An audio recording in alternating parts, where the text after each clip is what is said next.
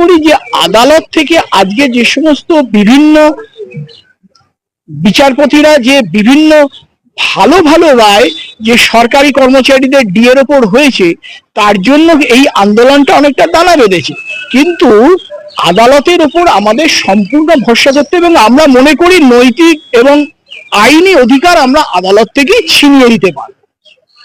আচ্ছা, আপনার মনে হয় কতদিন পর্যন্ত চলতে পারে এই মামলা?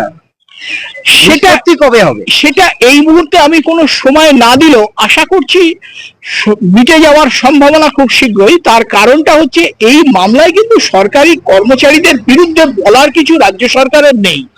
তাদের কিন্তু একটাই মূল বক্তব্য কোর্টে বলেছেন তাদের মাননীয় সিনিয়র আইনজীবী অভিষেক মনু সিংভি, যে আমাদের অর্থনৈতিক অবস্থা ভালো না এবং আমাদের এতগুলো টাকা দিতে হবে, প্রায় 44,779 কোটি টাকা আমাদের দিতে হবে। সেই জন্য আমাদের পক্ষে এতটা বেয়ার করা বা এতটা দেওয়া সম্ভব না। এটা তো কোনো খুব একটা আইনি ভিত্তি নেই।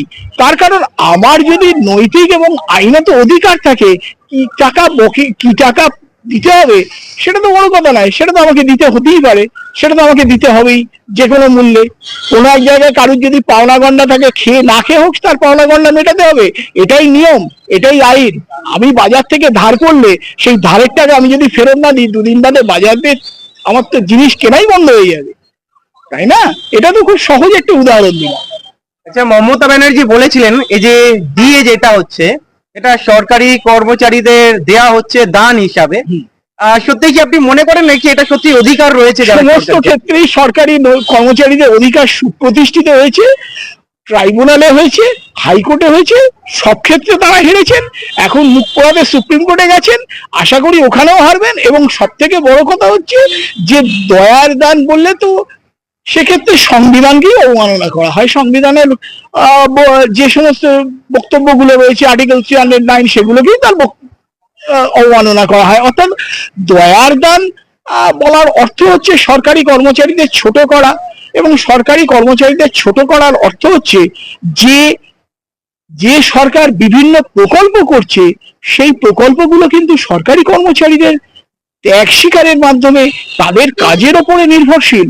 সেই কাজ গুলি যারা করেন তাদেরকে তো তাদের প্রাপ্য মেটাতেই হবে। তাদের ক্ষেত্রে যদি তাদের প্রাপ্য না মেটানো হয়, তাহলে সেক্ষেত্রে তো পরবর্তীকালে প্রচুর অসুবিধা দেখা দেবে, এবং সেক্ষেত্রে তারা যে কোনো সরকারি কর্মচারীদের এটা নৈতিক দাবিকে অস্বীকার করা হবে। আচ্ছা, বাম আমলেও তো ডিএ নিয়ে অনেক আন্দোলন হয়েছিল, আপনিও জানেন, অনেক বাকিও ছিল। ওই সময় কেন এরকম ভাবে আন্দোলন হয়নি, কেন করেনি? তার কারণটা হচ্ছে নিশ্চয়ই বকেয়া হয়তো সেই সময় ছিল, এটা এটা অবশ্য, এবং এটা অনস্বীকার্য যে বাম আমলে ছিল। কিন্তু আমি একটা ছোট্ট উদাহরণ দেব।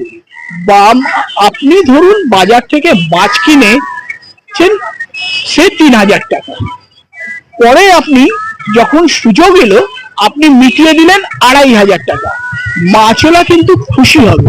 কিন্তু আপনার বকেয়া রয়েছে 3,000 টাকা, আপনি 300 টাকা গিয়ে মাছওয়ালাকে দিচ্ছেন, সে লোকটি কিন্তু আপনাকে 10 কথা শুনিয়ে দেবে যে এতদিন বাদে মাত্র 300টি টাকা আমাকে দেওয়া হচ্ছে, যেখানে আমার 3,500 টাকা বকেয়া।